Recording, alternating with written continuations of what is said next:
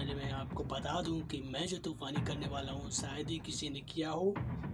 मेरे हिसाब से किया है, अलग अलग तरीक़ों से किया है, और मैं जो करने वाला हूँ वो सबसे अलग तरीका है।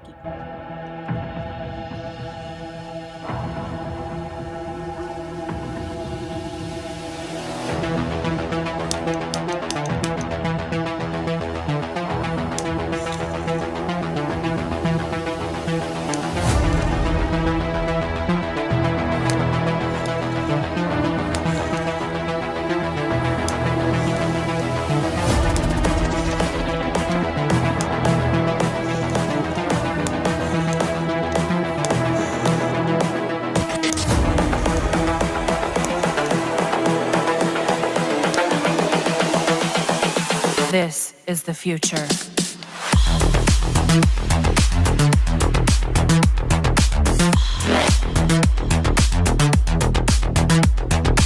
Evolution.